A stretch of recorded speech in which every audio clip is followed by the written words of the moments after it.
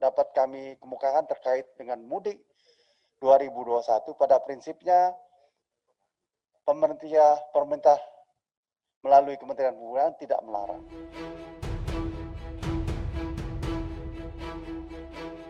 Mudik Lebaran 2021, Menteri Perhubungan mengumumkan pemerintah tidak akan melarang masyarakat untuk mudik.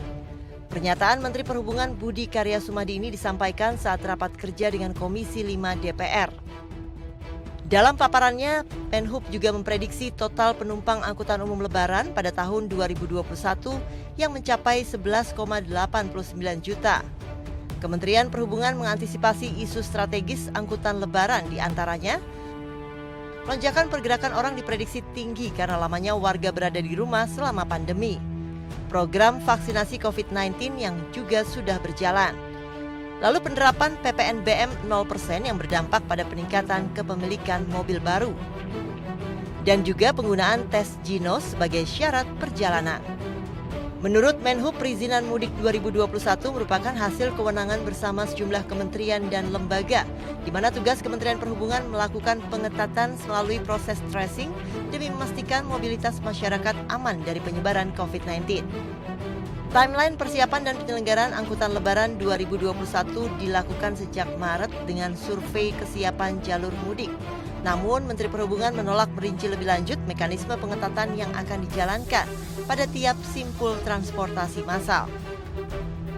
Kami menyatakan bahwa boleh atau tidaknya dilakukan mudik tentunya adalah kewenangan bersama antara beberapa KL. Pertama, Kementerian PMK, gugus tugas, Kementerian Kesehatan, dan pihak yang lain.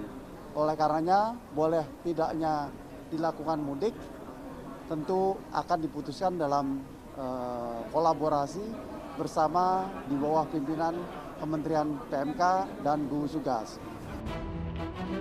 Pemerintah melalui SKB 3 Menteri Februari lalu memutuskan untuk memangkas cuti bersama di hari libur nasional termasuk libur Hari Raya Idul Fitri.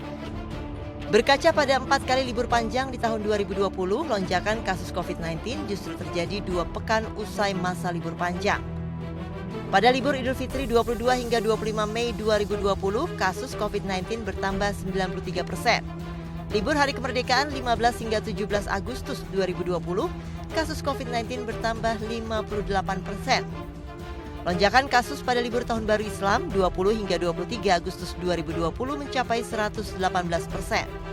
Bahkan usai libur akhir tahun, kapasitas rumah sakit rujukan COVID-19 di sejumlah daerah penuh hingga mencapai lebih dari 70%.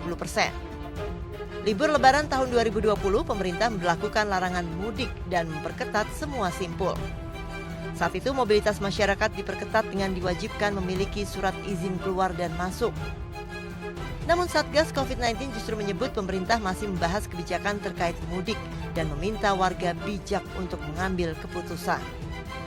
Keputusan diperbolehkannya mudik Lebaran 2021 harus disikapi dengan bijak. Jangan sampai keputusan ini justru memicu kembali lonjakan kasus COVID-19.